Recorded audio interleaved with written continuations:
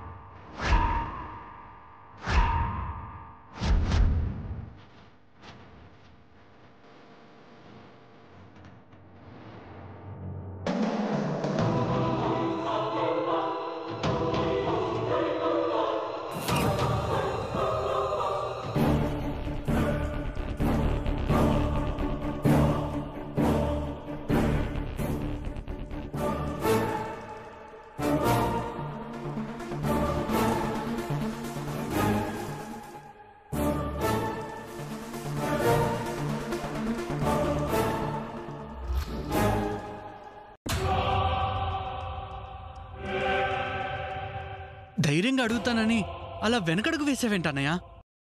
పదనే వెళ్దాం.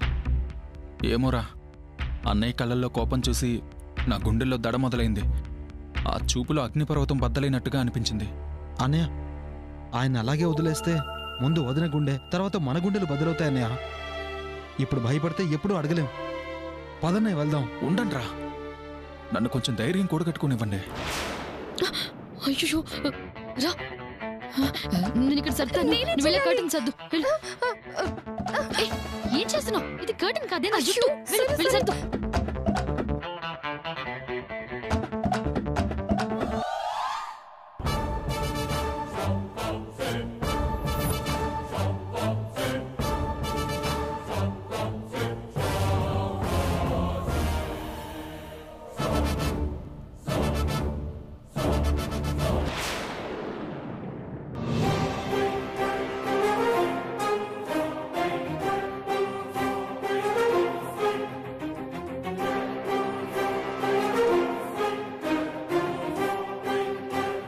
అన్నయ్య పెద్దనే గదిలోకి వెళ్ళిపోతున్నాడు.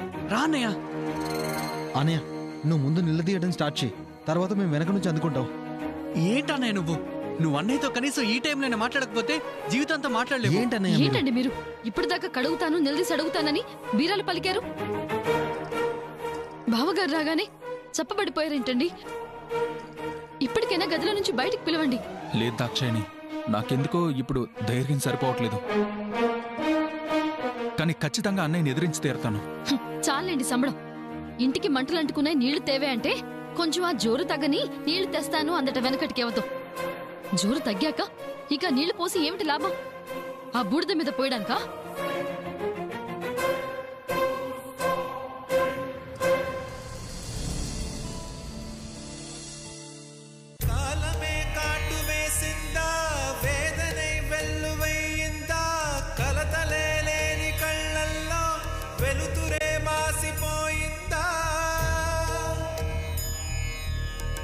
మనిషికి మనసే ఒక శాపం,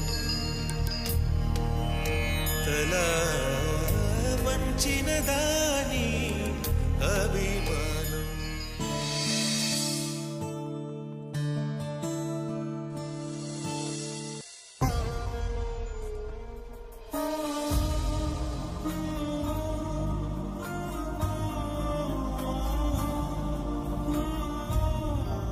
ఎలాంటి బాధనైనా గుండెల్లో దాచుకుని ఏ కష్టం వచ్చినా భుజాల మీద మోస్తూ నిండు కుండలా తొనక్కుండా ఉండే నా భర్త కంట్లో కన్నీళ్ళ.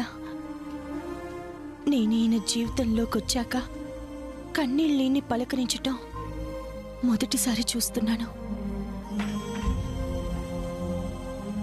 ఏవండి? సీత, ఏమైందండి? ఏం కాలేదు సీత, ఎందుకలా అడిగావు? ఓ ఇదా, కంట్లో ఏదో నలిసిపడినట్టుంది. అరే కాఫీ అలాగే పట్టుకుని నిలబడ్డావేంటి? ఇలా ఇవ్వు.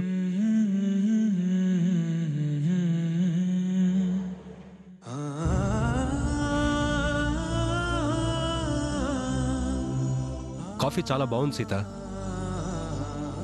ఆఫ్ కోర్స్ నీ చేతులతో ఎప్పుడు కాఫీ పెట్టినా బాగుంటుంది అనుకో.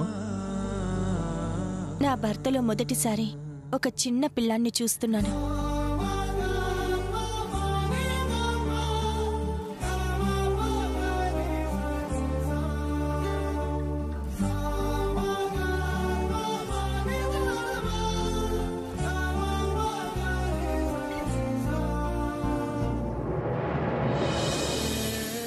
నేను టీచర్నండి.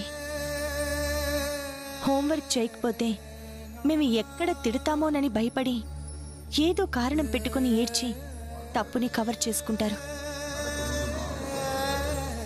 మీరేమో బాధని గుండెల్లో దిగమింగుకుని నేనెక్కడ కారణం అడుగుతానేమోనని కన్నీళ్లు కనపడకుండా కవర్ చేస్తున్నారు. భార్యాభర్తలంటే రెండు కళ్ళు. ఒక కన్ను ఏడిస్తే రెండో కన్ను ఊరికే ఉండలేదండి. ఎలాంటి సమస్యనైనా చలించకుండా పరిష్కరించగలిగే మీరే కన్నీళ్లు పెడుతున్నారు అంటే ఆ బాధ మీకు మీరే తీర్చుకోలేని స్థాయిని దాటుండాలి. అదేంటో నాతో చెప్తే మీ బాధ తగ్గించడానికి నా ప్రయత్నం నేను చేస్తాను. మీ పర్సనల్ విషయాల్లో మీరు జోక్యం చేసుకోవద్దని చెప్పినా కూడా కొన్ని విషయాల్లో భార్యాభర్తల మధ్యన దాపరికం ఉండదని నా నమ్మకం. మీరు మనసులో కష్టపెట్టుకుంటూ కూర్చుంటే అది చూస్తూ నేనుండలేనండి. అది ఎలాంటి బాధైనా నేను భరించగలను. ఏ కష్టమైనా తట్టుకొని మీకు తోడుగా నిలవగలను. ప్లీజ్ చెప్పండి. తట్టుకోగలిగే సహనం నీలో ఎంతున్నా నా భావాలు బయటికి చెప్పలేను సీత. భరించగలిగే ఓర్పు నీలో భూదేవంతున్నా నా పరిస్థితి చెప్పే ధైర్యం నాలో లేదు. అది కాదండి. ప్లీజ్ సీత, ఇంతకు మించి నన్నేం అడగద్దు.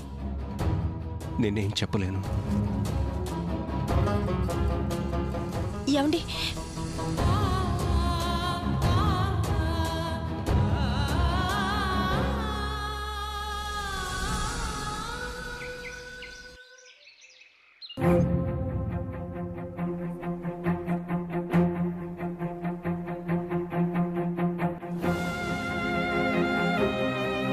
ఏమండి, ఇంత పొద్దున్న ఎక్కడికి వెళ్తున్నారు? ఏమండి,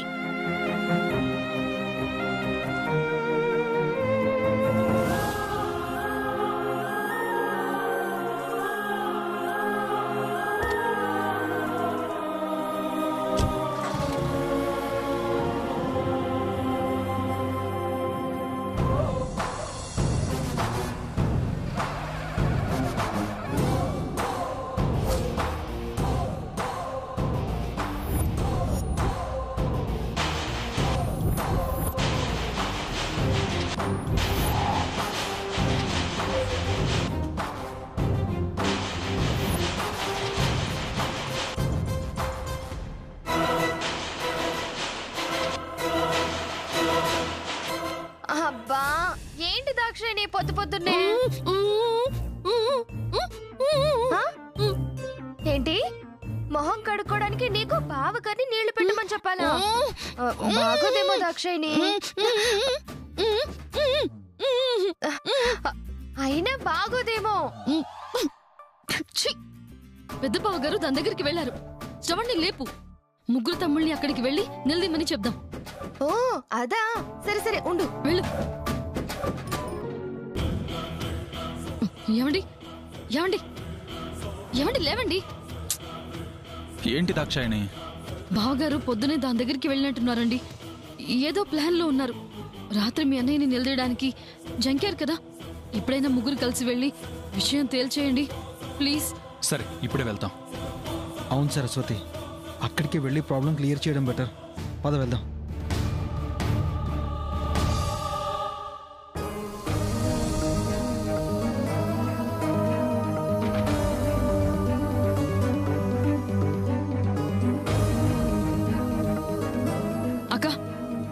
భోజనాలు తర్వాత చూసుకోవచ్చు, కానీ తొందరగా వెళ్దాం పద. దాక్షాయిని, విషయం ఏంటో చెప్పకుండా ఆ టెన్షన్ ఏంటి? ఎక్కడికెళ్ళాలి? ఎక్కడికి ఎందుకు అని చెప్పే టైం లేదక్క. డైరెక్ట్ గా అక్కడే తేలాలి, అక్కడే తెలియాలి. పద వెళ్దాం. సరస్వతి, ఏంటి హడావిడి? ఇప్పటికిప్పుడు తెలుసుకోవాల్సిన ప్రాబ్లం ఏంటి? నీ జీవితం నీకే తెలియకుండా సమస్యల్లో ఇరుక్కుపోతోందక్క. కొంచెం అర్థమయ్యేలా చెప్పండి. అబ్బా, వివరంగా చెప్పేంత సమయం ఇప్పుడు లేదక్క. ప్లీజ్ అక్క, అవతల కొంపలు మునిగిపోతున్నాయి. రా. చూడండి, ఏంటో చెప్పే వరకు నేను ఇక్కడి నుంచి కదలను. బా అక్క, అసలు ఆ దారుణాన్ని మా నోటితో ఎలా చెప్పమంటావు? అసలు ఆ విషయం నీ దాకా రాకుండా ఆ ప్రాబ్లంని క్లియర్ చేద్దామని అనుకున్నాం. కానీ ఇప్పుడు నీ కూడా తెలియకపోతే పరిస్థితి చేయి దాటేలా ఉందక్క. అందుకే చెప్పక తప్పడం లేదు. అబ్బా, నాంచకుండా ముందు విషయం ఏంటో చెప్పండి. బావగారికి మరొక అమ్మాయితో సంబంధం ఉందక్క. నీకు కాకుండా ఆయన మనసులో మరొకరికి స్థానం ఇచ్చారు. అది నాకు తెలుసు.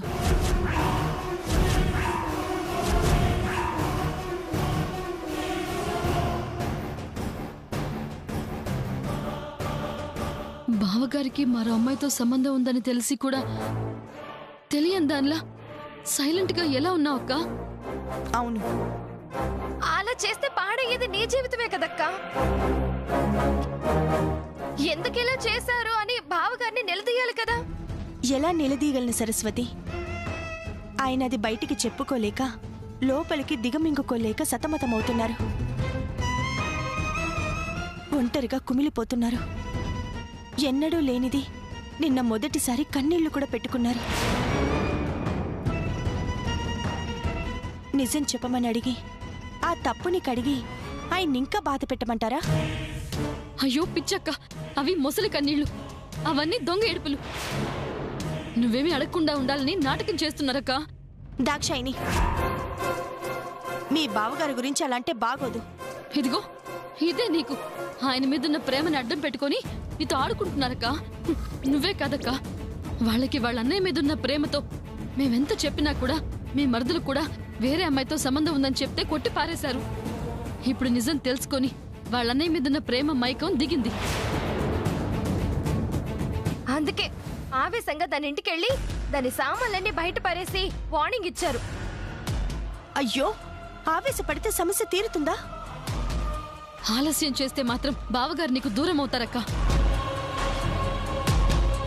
తమ్ముళ్ళు దానింటికి వెళ్లి గొడవ చేసి వచ్చారని తెలిసినా కూడా బావగారు మాత్రం ఒక్క మాట కూడా అనకుండా మౌనంగా ఉన్నారు. పొద్దున్నే హడావిడిగా బయటికి వెళ్లారు. బహుశా దాని దగ్గరికి అనుకుంటా. నీ దాకా విషయం రాకుండా మాయ చేయడానికి ఏదో ప్లాన్ చేసుకున్నట్టున్నారక్క. తొందరగా వెళ్లి తాడో పేడో తేల్చేద్దాం పదక్క. దాక్షాయిని, పిచ్చి పిచ్చిగా మాట్లాడకండి. నేను రాను. అయ్యో, ఏంటక్క నువ్వు? నీ జీవితం నాశనం అవుతుంది మొర్రో అంటుంటే ఏం పట్టనట్టుంటానంటావు? నువ్వు ఊరుకుంటాను అన్నా బావగారు నిన్ను అన్యాయం చేస్తారు అంటే మేము ఊరుకోమక్క. ఆల్రెడీ మీ మరుదులు ముగ్గురు అక్కడికే వెళ్లారు. మనం కూడా తొందరగా వెళ్ళాలి పద. వాళ్ళెందుకు అక్కడికి వెళ్లారు? బావగారిని నిలదీయడానికి, దాన్ని ఆయన నుంచి దూరం చేయడానికి. అయ్యో, ఎందుకు ఇలా తొందర పడుతున్నారు దాక్షాయిని? భర్త తప్పు చేస్తున్నా కూడా నిలదీయకూడదు అనుకోవడం నీ మంచితనమని అనుకుంటున్నావేమో. అది నీ మూర్ఖత్వం అక్క.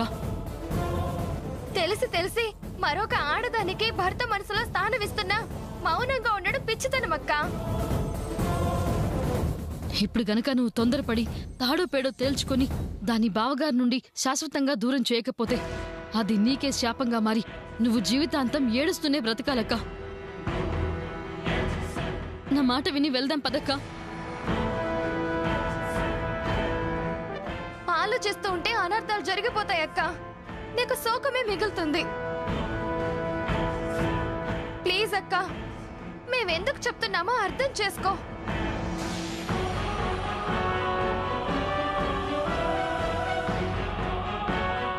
అక్క, నా మాట విను, రా. ప్లీజ్ రా అక్క. ఇంకేం చెప్పకురా. దాక్షాయిని,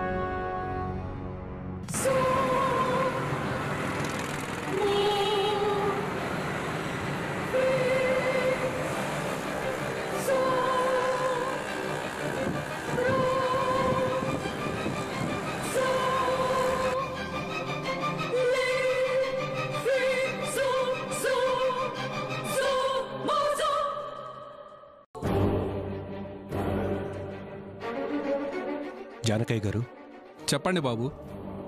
అమ్మాయిని మీరే దగ్గరుండి ఎయిర్పోర్ట్లో దించి తను లోపలికి వెళ్లే వరకు జాగ్రత్తగా చూసుకోండి. అలాగే బాబు, మీరేం కంగారు పడకండి బాబు. నేనే జాగ్రత్తగా దగ్గరుండి పంపించొస్తానుగా.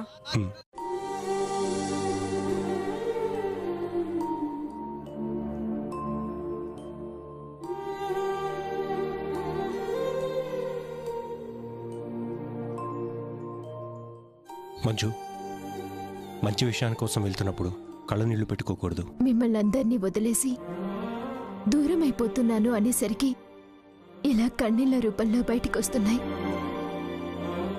మిమ్మల్ని వదిలి వెళ్ళడానికి నా మనసు ఒప్పుకోవడం లేదు. బాధపడకు మంజు, నీకు మంచి జరగాలి అంటే వెళ్ళక తప్పదు. నా గురించి ఆలోచించద్దు, నీ గురించి మాత్రమే ఆలోచించు. నీ జీవితం బాగుండటం కోసమే ఆలోచించు. నువ్వు మనస్ఫూర్తిగా సంతోషంగా ఉండటమే నాకు కావాలి.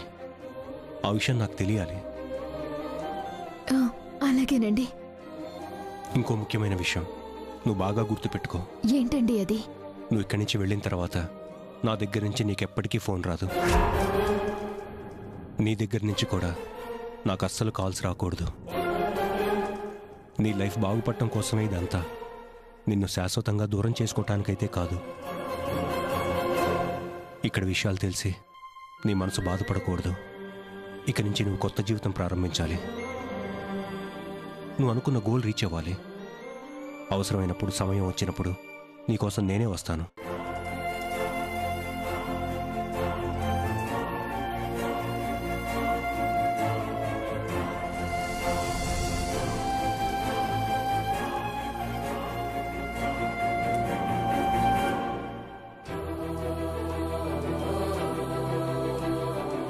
ఇక్కడి నుంచి నువ్వు అడుగు బయటికి పెడితే కొత్త ప్రపంచంలోకి వెళ్ళాలి. గతం తాలూకు జ్ఞాపకాలు సమాధి చేయాలి. అంటే మీరు నన్ను మర్చిపోతారా? అది ఎప్పటికీ జరగదు. నువ్వు ఎక్కడున్నా నా ధ్యాస, నా ప్రాణం నీ మీదే ఉంటాయి. నీకు మంచి జరగటం కోసమే మన బంధాన్ని దూరం చేయాల్సి వస్తుంది. మంజు, బయలుదేరు.